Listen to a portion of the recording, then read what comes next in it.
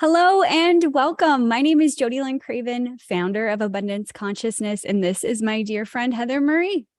Hi, I'm Heather Marie, founder of Soulgate. Welcome to Channel Squared, where we have extraordinary channeled conversations about everyday life topics.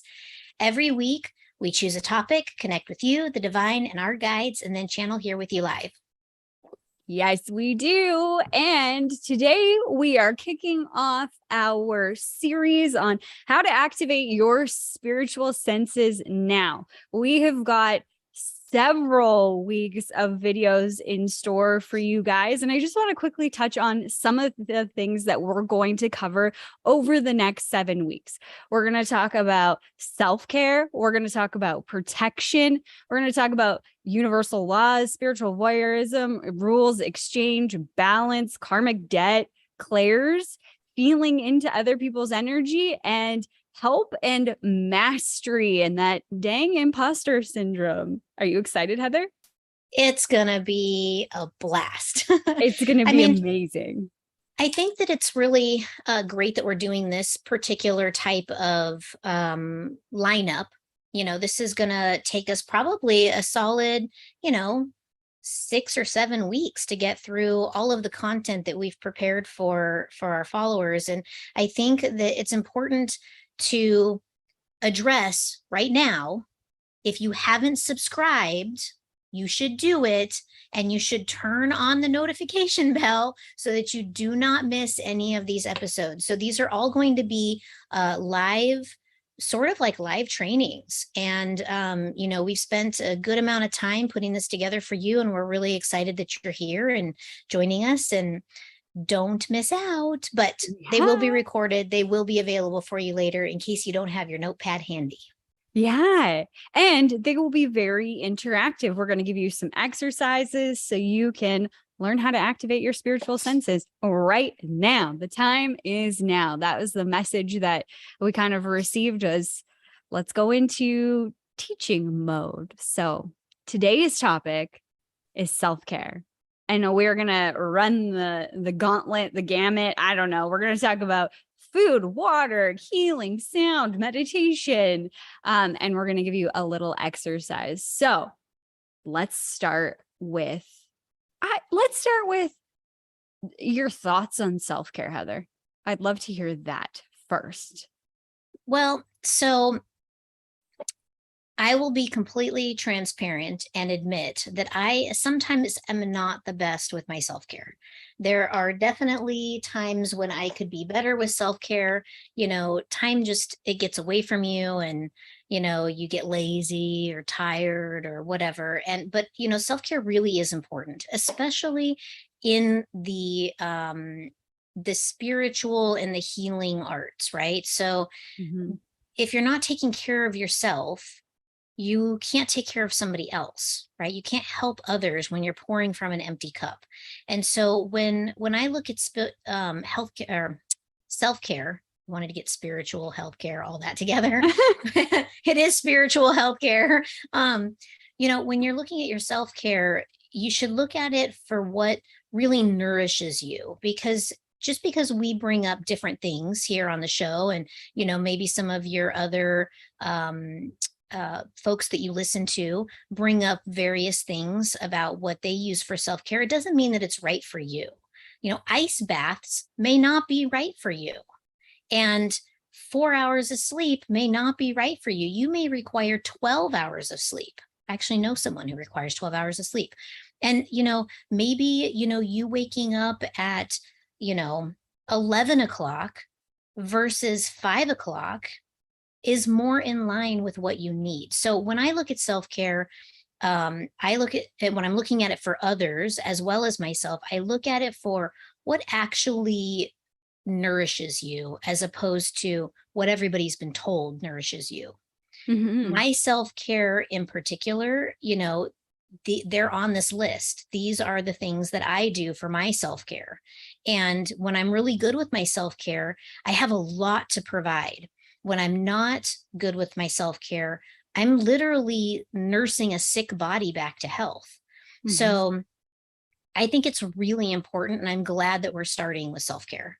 Like, what about you? What do you do? What are your thoughts on it? I think the reason why I thought it was important for us to start with self-care is I think everything starts with you. You're the common denominator in your life. And for you to activate these spiritual senses, you have to know yourself better, which I want to put an asterisk on that because I think a lot of times exactly what you were saying, Heather, we look at other people to tell us how to be perfect, especially women. We have that perfect woman that lives in our head that does everything better, right? So we're looking for someone else to tell us what we need to do to take care of ourselves. And that is a conditioned response to the society we live in, I believe. And we need to turn that around and start knowing ourselves better and understanding what it is I need, not you, not the next person, not Joe Dispenza, not, Gabby Bernstein, not anybody else, unapologetically what I need. And that's something that changed my life because I was constantly looking at other people, and personal development. I learned, you got to do these 5 things every single day. And I would do them religiously. And that's the only way you can be successful. So I conditioned myself even further that I had to do things this way. I had to fit into this box. And for me, I'm very fluid. What I know now about myself is what nourishes me today might not be the case in 6 months. And I've learned, and I'm getting better. I'm not perfect. I'll be 100% transparent. Sometimes I fall off the wagon. My self-care routine, how good it is or how poor it is, if you will, is an indicator of how much I'm loving myself and how much energy I have and how easy things are going for me. The more that I'm tuned into me, the easier and more abundant my life is. But it takes time and practice and grace for yourself to really understand what you need and be okay with changing it. So again, I want to echo what you said, Heather. These are just some ideas of self-care. The point behind it being the connection with yourself is paramount. And when you have that connection with yourself, then you can begin to build upon that and have these spiritual senses activate and explode your life in the most beautiful way. Yeah, I mean, I think that, when I look at times when I'm practicing really great self-care, and self-care isn't a one-man job for me. Self-care requires a village for me. I have somebody who is continuously checking my grids to make sure that they're, strong and there's no holes. And, anytime I feel anything kind of wonky, I reach out to him and go, hey, can you check this out?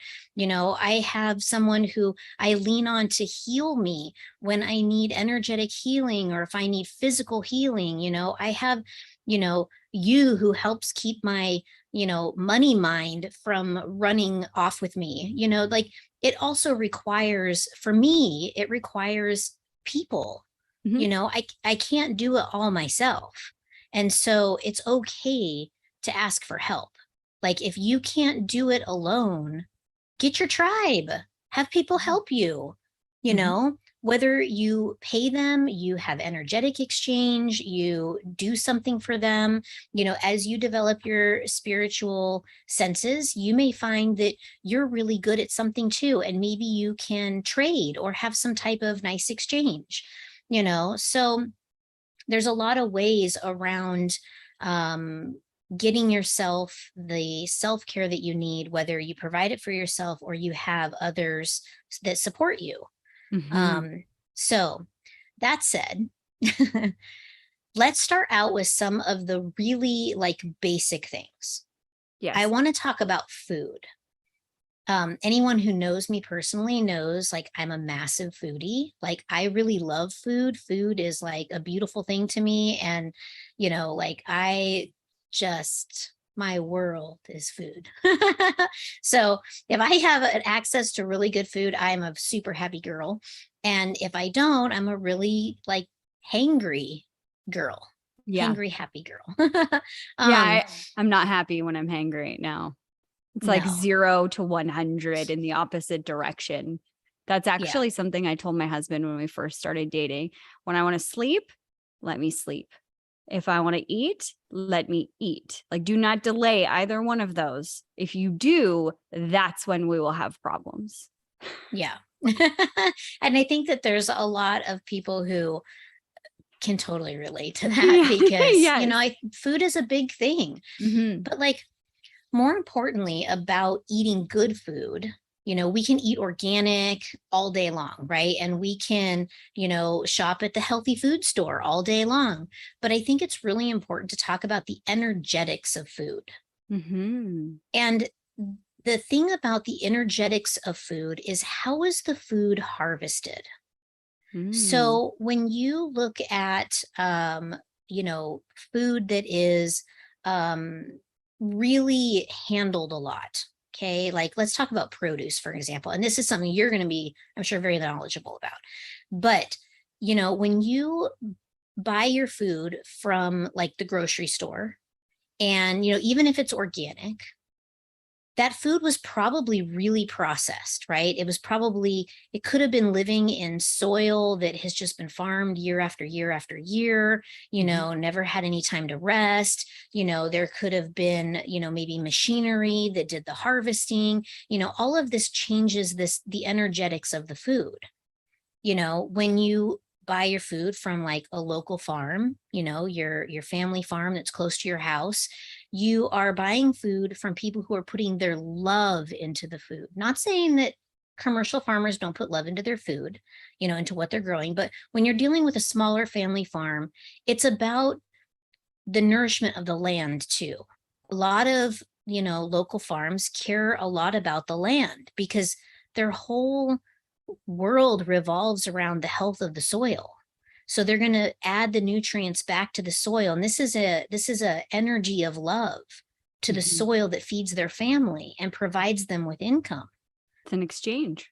It's an exchange. Mm-hmm. And so, when you're looking at, animals, if you eat protein, animal protein, you have to look at the energetics of how the animal was raised.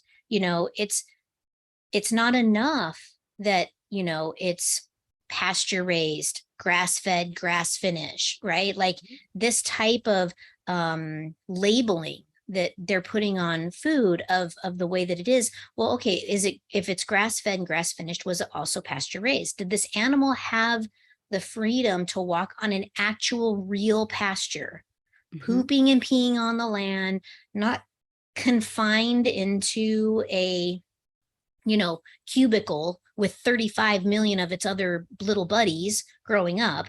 Like, just because it's grass fed and grass finished doesn't mean it was pasture raised. And Yeah. that being a part of the land, it's an exchange, right? The cows eat the grass, they poop on the grass, the poop turns into food for the little microorganisms in the soil, and the Yep. soil refreshes itself. And then the land rests, right? So there's a cycle that's cyclic, right? Mm-hmm. But it doesn't stop there. You have to look at the slaughter process of the animal. Yep. So when you're looking at how was this animal, brought to the end of its life cycle, and then to provide food, is all of the animal utilized? Mm-hmm. Are they only killing this cow for filet mignon, right? Is that what they're after? Or are they using nose to tail?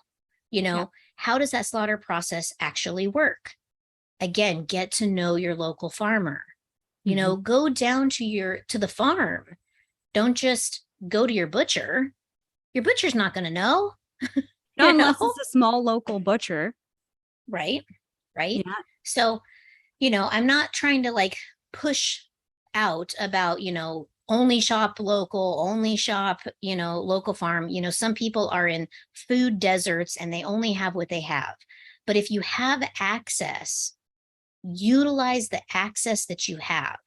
Yeah. Get to know who is providing you with your food, Yeah. because there's energy there.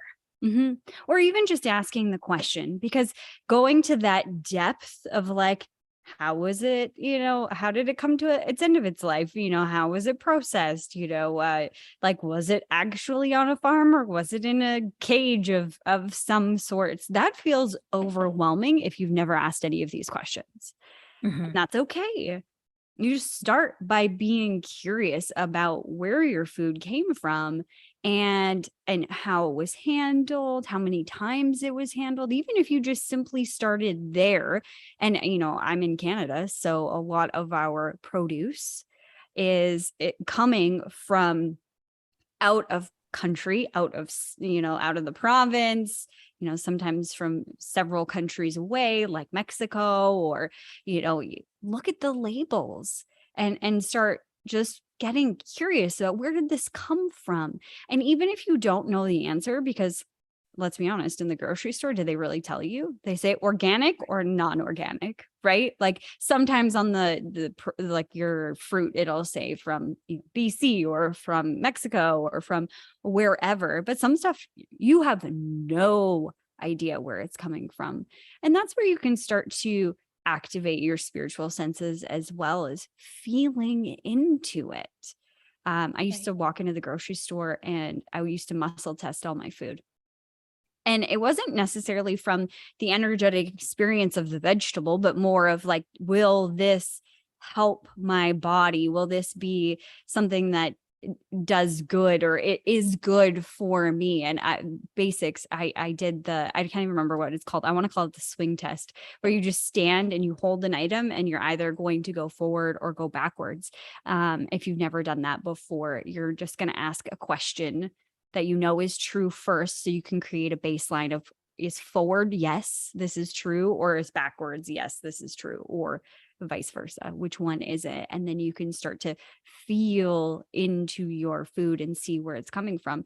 Obviously, having our own food, as we have a market garden business, so we have vegetables and that kind of stuff. Local is where it's at, but that's not always possible for someone who lives in a big city that's far away from farms or whatever, right? Can't get to the farmers market, or maybe some places, some contributors of the farmers market, they may not have practices that you like either, or that are energetically aligned with you. So just start getting curious above all. Where did this come from? How does it feel? As I'm holding it, as I think about the process that it went through. And I love that idea, that practice of like holding the food, like first getting that baseline, show me yes, show me no, and then holding the food and then feeling, is it yes or no? That's a great exercise, as we help everybody develop their spiritual senses over the course of the next 7 weeks. They're going to have other tools in their toolbox, but this is a great starting point. I'm so glad that you brought it up because I completely forgot about that one and it's so good. Yeah. Something else I want to mention about food too is the mindfulness of it in two ways. So number one, the mindfulness of how it feels, like how it feels in your actual mouth when you're eating it. Sounds weird. I had the weirdest experience a couple weeks ago. I ate a banana and I've been having these stomach issues as of late, just trying to figure out what's going on with my body. And I was eating bananas because they are like good for what my stomach was going through. And I remember eating it and like feeling it in my mouth. And it sounds so stupid to say it out loud, but I felt so nourished by this banana. And it was like an awakening. And it sounds really dumb to say that, but it felt like an awakening of like, oh, like this is how I'm supposed to eat food, is paying attention to these kinds of details. How does it feel in my mouth? How does it feel afterwards? Does it feel good, not good? That's not something I paid attention to before. My favorite food still to this day is tacos. But a feeling into my body on like, okay, how does it feel like in my throat as it went down? Because there's different stages of our own digestion that it goes through. So maybe, it's irritable to your stomach, but not to your bowels, or vice versa. But just paying attention to, as the food moves through your body, how you're feeling, and also paying attention to or setting the intention when you eat. Um, I pray over my food, or I say like a little mantra, like, thank you for nourishing me and giving me all that I need with this meal. It's just something small. Um, I've gotten into the habit of doing it from a place of this exchange. I thank you for being on my plate and filling me up, or you're about to fill me up. Thank you for that. I know that you're just broccoli or you're whatever, but it's not just broccoli. It's, all of these nutrients. And so just having that awareness and setting that intention that what is sitting in front of me is going to nourish my body in the way that I need it to. So important. So important to do that. And, I think there was a time in the world that everybody actually prayed before they ate. Mhm. I think that some of that maybe has gone by the wayside over the generations, but, if you don't, pray over your food, you can, like you said, just, a mantra, thank the food for the nourishment that it's providing you. It's giving its life for you to have yours. There should be gratitude in that. Mhm. Yeah. Definitely. Yeah. Absolutely. And in terms of spirituality, the more you are nourishing your body, and I'm going to leave that up to everybody listening to what nourishes your body, because I think it's different for every single person. Some of you might be Absolutely. completely like off meat and only on vegetables, and some of you might hate vegetables. And I don't know. Wherever you are, it's your job to understand what nourishes your body. If you don't know that, that's okay. This is your time to explore what nourishes you. And when you are nourished, again, going back to something you already said, Heather, you're filling up your cup, and therefore it becomes overflowing. So your connection to the vast expanse that is the unseen, if you will, that it's easier to connect to that when you are nourished, regardless of what the food is, but your body is feeling nourished. Yeah. Yeah, Agreed. absolutely. So moving along, Yeah. because we have a lot to cover. Yeah, we do. I think that, let's talk about like water and salt, because this is a tool in my toolbox that I use quite a bit. I am wildly crazy about water. Like, I don't know what it is. I want to say it started maybe in just before the pandemic. I suddenly became hyper aware of the quality of the water. And it was like I would pour a glass of water and I'd take one sip and I'm like, this water isn't good for me. This isn't good for me. Like, it was really strange. And, I couldn't really put my arms around it at the time because, well, we were having a pandemic and everybody was completely out of their mind. So, it was just kind of like something that I kept looking and looking and looking and looking and researching and doing more research. And, in my research of water, I have discovered that water is not at all created equally. There Right. is definitely good water and there's definitely bad water. And, again, going back to your senses of what feels nourishing to you, is the water nourishing you? When you're Yeah. drinking the water, are you feeling nourished? Are you feeling the hydration? Are you tasting the purity of the earth in the water? Yes. If you're not, start looking at different water sources. When Yep. we were in San Diego, in California, we we had terrible water. Water was icky. I had great filtration on my refrigerator, but I couldn't even drink it anymore. It was just not nourishing me anymore. And so we started looking at bottled waters, and there's the whole thing about all the plastics and how that's not good for you. And so I started just testing the water energetically, like, how does this water feel to me? How does water feel to me? And there are literally only two bottled waters on the market at this point that I have found that actually feel nourishing to me. Hmm. And so I only drink those two waters. We are now having a water filtration system put into our house to turn our water, our municipal water, back into spring water by restructuring, by cleaning and restructuring the water so that it is as if it came out of the earth.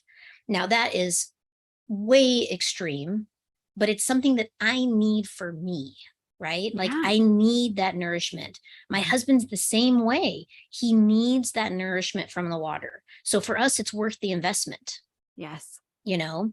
So when you look at water, how does it feel to you? When you feel it on your skin, does it feel nice? Is it feeling sharp? Is it feeling soothing? Mhm. Because the water is it's a cleansing mechanism, right? So this self-care is not just drinking the water, but it's cleaning yourself in the water. Mhm. So, Vicky Smith, who we had on here before, Victoria Smith, we had her on here, and she does a lot of work with Kuan Yin, who is very much about the water. And she's developing a lot of interesting stuff about water and how to utilize water to cleanse and heal. And it's really going to be so beautiful when that work comes out. But look at the water from a lot of different perspectives. It's not just what you're drinking, but it's how you're in the water that, if you do grow your own garden, what is that water like? Mhm. Because that's nourishing the food that's going to go into your body. Mhm. So water, I think, is very important. And the thing about water is it's conductive of energy. And being that our bodies are made up of so much water, this is why we can feel, right? Like this is what puts our spidey senses like on point. And Yep. salt is also a conduit. So when you have salt and water together, you can amplify, these your abilities really. And Mhm. I'm not a physician, so I'm not telling you to go out and drink, salty water every day. But if you want to experiment a little bit with adding, whether it be like the big red grain Himalayan salt, eating one like a piece of candy, drinking a glass of water afterwards, or you can make your own tincture. I know that there are people who have developed specific ratios of salt and water. And so, maybe exploring this to amplify these wonderful abilities that we're going to work with you on over these Yeah. next several weeks. I remember the first time when we first started working together, when Heather was teaching me to channel, and she's like, "Oh, just give me a sec," and took a piece of Himalayan, pink Himalayan salt, and was like, popped it in like candy. I was like, "What are you doing?" Mm. Because we're told that salt is bad. Stay away from salt, which I think is very peculiar now that we're having that conversation, that kind of dropped in. But it's something to experiment with. When Yeah, you're definitely. feeling, especially when you're feeling everything that's going on, if you're feeling really drained and you don't have the energy, it could be simply that you're lacking some salt there. Yeah. And I Yeah. think that, for me, like there are some people who can't process salt, Yep. and they probably should stay away from salt. But for me, salt is a very important like component. When I'm not having enough salt, I find that it's almost like I kind of short out. Like there's this weird, I'm sorry, I have like a fuzzy hair on my face. I I digress. Self-care, self-care.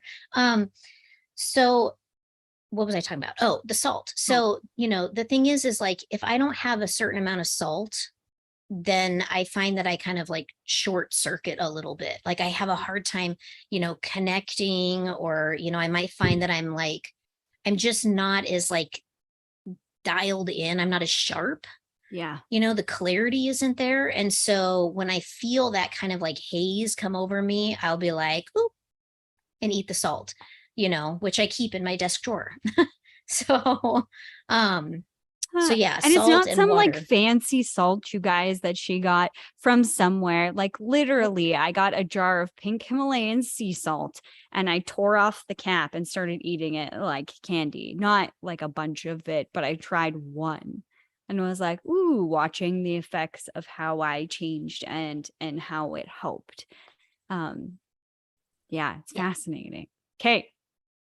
Okay. Salt, water, food. Okay. Things for people to get curious about and try. Let's talk about meditation. Yeah. So meditation is really critical, people. Like, whenever I channel, like I will be in trance channeling, and the guides will always bring up the importance of the meditation.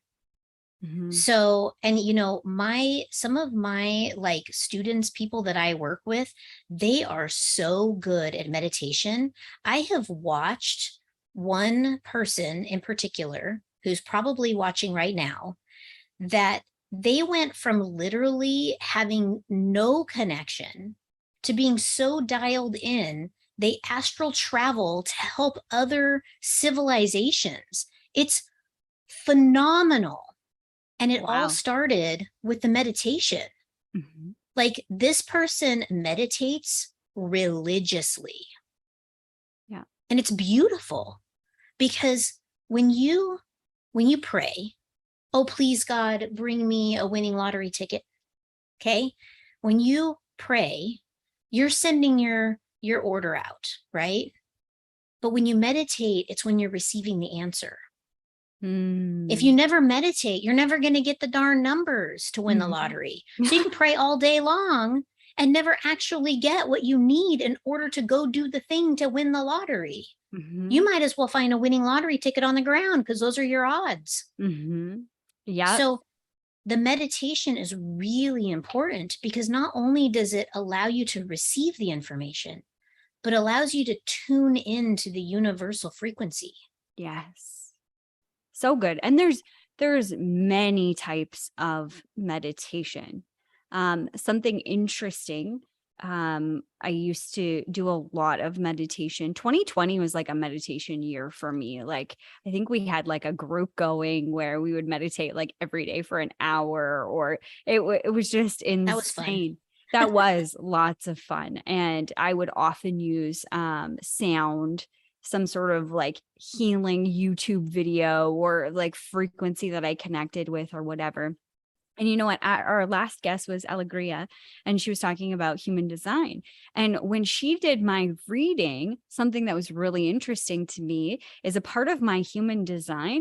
It's very difficult to shut off my brain, like next to impossible. My brain is always going. So she said, if you try and just do a sit down and, shove everything out of your mind, kind of quiet your mind meditation, it's going to be very difficult for you because you're not designed that way.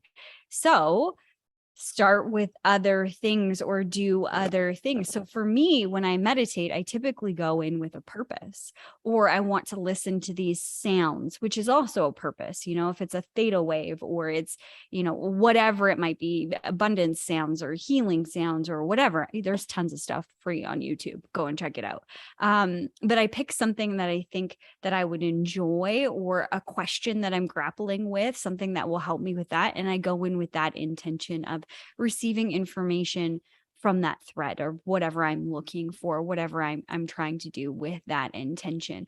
And sometimes it's a walking meditation, or not just sitting still like sometimes I have to get out and move my own self, my own energy. It doesn't have to look like everybody else's practice.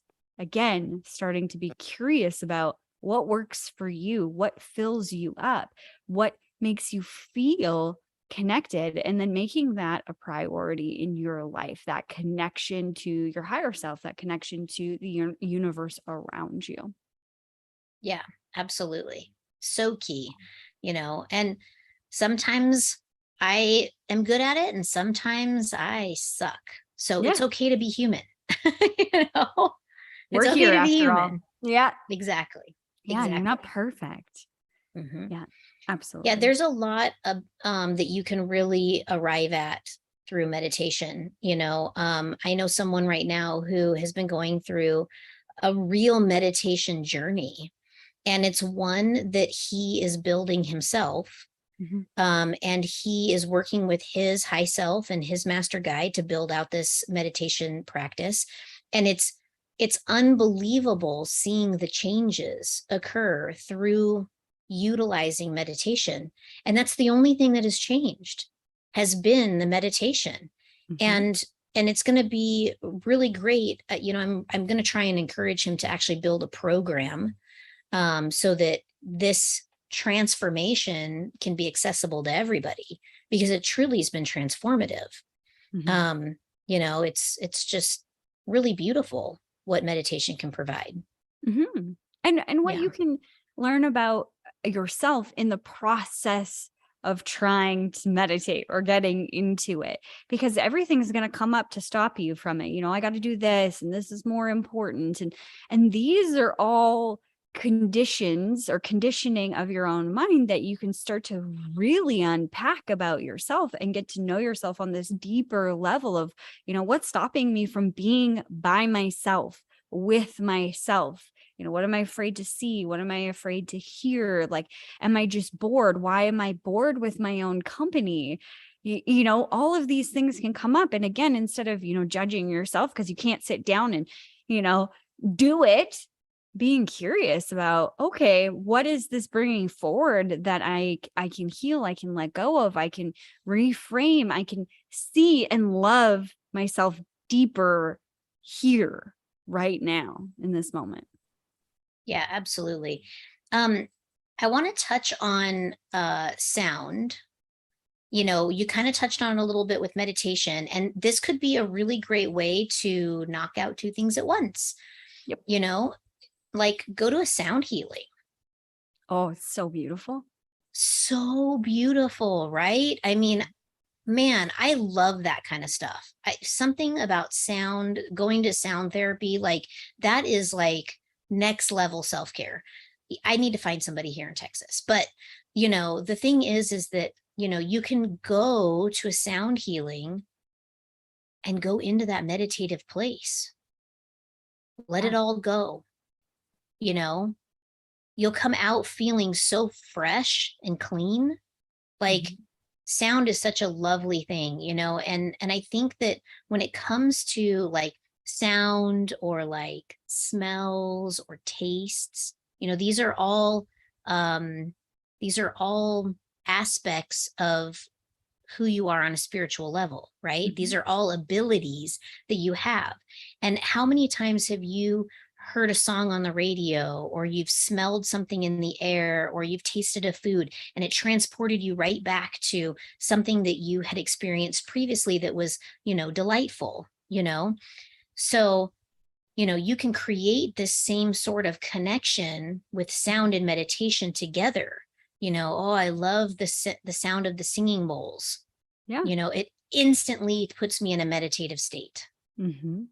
and it's wonderful and it feels good, and it evokes emotions but it's like they kind of come and they go like a wave, Mhm. so there's a lot of really cool jazzy things that you can do to add to your meditation. And we're going to talk about some of those, like, tools of the trade, you know, as we kind of go along here.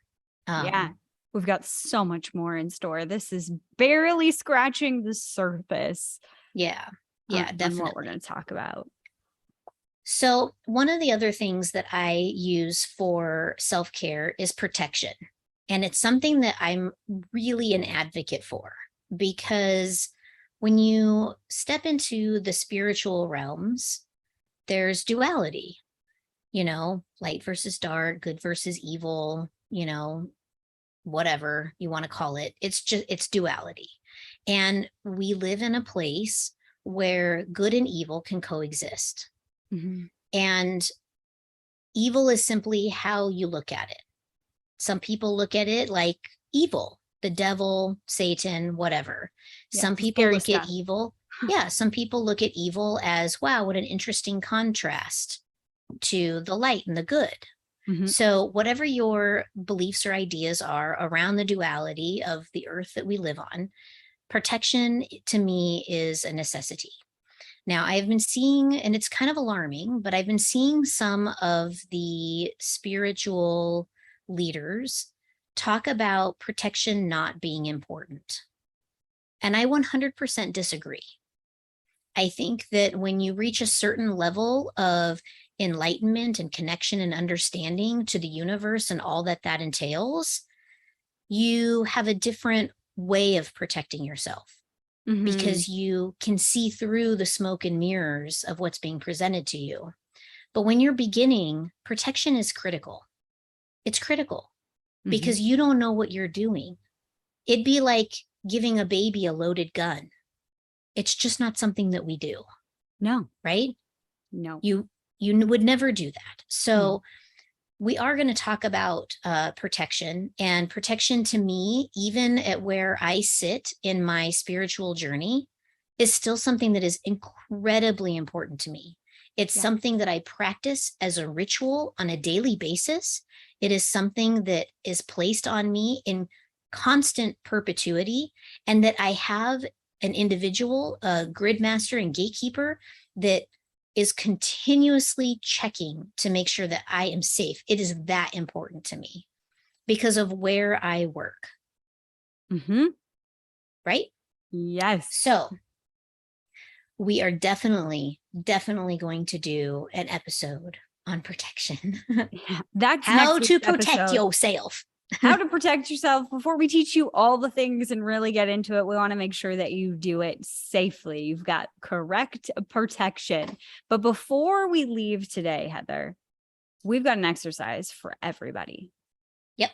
Okay. We want to talk about, or we want to give you an opportunity to start practicing this and thus activating your spiritual senses now, the whole point of this series. So first and foremost, reconnecting to yourself and your own energy. And as we were talking about this exercise, and it was Heather's idea, and she's like, is it too like simplistic, too simple, whatever. But this exercise, and I didn't learn it from Heather, but I had a different spiritual teacher that started with me right here at this exercise, and it was profound for me to feel my own energy and practice playing with that and feeling it throughout my body. So, Heather, run us through the exercise. What are we going to do? Okay, so this is kind of like how to like reconnect to yourself, right? So this is a self exploration exercise. Do not do this on other people. You are doing it on yourself this week. Yourself. Okay. Yes. And On we want you yourself guys to only. practice this in between now and next Tuesday. Exactly. Okay. So the first thing that you're going to do is you're going to lay on the floor. Okay. Get yourself comfortable. And some of you may be, driving or knitting, whatever. So whatever you're doing, you don't have to do this now. You can come back to it. It's going to be in the last 5 minutes of the show. But you're going to lay on the floor and you're going to rub your hands together. Okay. Now, if you're knitting, you may want to try this just to see what it feels like. But you're going to rub your hands together. And when you stop, you're going to feel the energy, right? You're going to feel kind of like some tingles in your hands. You've activated the energy. Yeah, you might see So some things. Like for me, I physically I feel like it's almost like the sound bars. Like I feel that depth here in the palm of my hands as if the energy is moving and I can see it obviously through my third eye.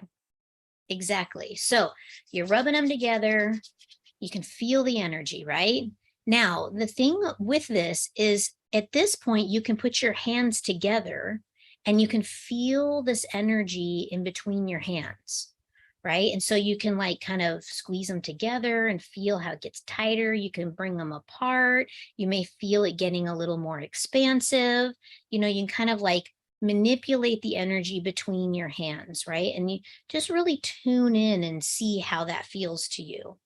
Okay. Now, once you've like really felt this and played with this a little bit, you can take your hands and you can place them somewhere above your body. So you can do like your forehead and your heart, or your heart and your solar plexus, which is like down towards your middle abdomen region. Okay. Um, you can place your hands here and then you can move them away from you or closer to you, and you're going to feel the energy in your hands change. You're going to feel it get stronger or weaker. Or maybe when you go away, it'll feel weaker or stronger, and closer feels weaker. And what you're doing is you're actually feeling into your energetic bodies, right? So all of the bodies that are outside of your physical body, you're actually going to be able to feel into those with your highly charged superpower hands. So as you do this, you can move it to different areas of your body and see how that feels. You can bring it out really far, you can bring it in really close. One of the areas that I found to be really interesting, given that I am a channel and this is what I do, is when I place my hands here. So when I place my hands like over my throat, sometimes, not now, but sometimes I can feel almost like a constriction in my throat, which is, like it's like it's going in and like pulling out what needs to come out. Because sometimes in my line of work, I find that, I have to sort of pick and choose the things that I share, right? Because sometimes people aren't in a place to receive what Mm. is coming through. So we put a pin in it, I write it down, we come back to it later, right? Yeah. But it's all my lights are totally flickering. I don't know if you can see that, but there's so much energy going on right now. But it's really, great to like, utilize this technique and place it on different parts of your body. Go down the chakra system. You can Google that, where those are located. And just apply self-healing to yourself. Mm. It's amazing how wonderful it feels, Yeah. you know and lying on the floor kind of roots you into the ground. If you want to do it outside, that's great too. Maybe put on some sunglasses so you don't get you know sunburned in your eyeballs, but find a shady spot. But definitely, this is a great place to start, to work with energy, to feel energy, and to begin to understand energy, because we are just energetic beings. Mhm. And we are here bumping into each other's energy. And if we can heal and clear and clean our own energy by taking care of ourself first, I think we could see a lot of change and a lot of balance come into our world. Absolutely. And as you go through this process, maybe even take a journal. And after you're done your, let's say you just carve out 5 minutes every day, or if you can't commit to every day, every second day to go within and to do this exercise. But maybe write down what you're seeing, what you're feeling, and notice how that changes. There is no right or wrong. And I know for me, the first time that I did this, I was like, I can't feel anything. And my teacher was like, okay, just close your eyes and take a breath. Let that go. Like having to do it perfectly, having to do it right, being right. Let that go and just feel in and tell me what you see and tell me what you're experiencing. And it felt really shiny. It felt like this swirling energy. It was right above my hip area, so like torso, and I could feel it kind of swirling. And it was a different color. I don't even remember what color it was. And I said all of that, and she's like, "That's your energy." Oh, that is okay. I didn't know. So again, be graceful with yourself, give yourself some grace, and just allow yourself to feel whatever is coming through, and allow that to be right for you, and watch as it evolves, and watch as you get better at that, how you can, without even rubbing your hands together, you can do this and start to feel that energy, or do this and start to feel your energetic bodies without rubbing your hands together and supercharging your hands. You'll start to be able to do that and get better and better at knowing what your energy feels. And this is where you start with activating your spiritual senses, because it starts with you, it starts within. When we change within, everything without changes as well. So I think that's Beautiful. it for today, Heather. I think we threw a lot of things at you guys, a lot of things to think of. Thanks for being with us today. Next week, we will be back talking about protection, grids, all of the things around protection so that you are safe while you take on these practices and you learn and activate these gifts. And if you're enjoying this conversation, please hit that like button and make sure you are subscribed so you never miss an episode. Thanks for watching, guys.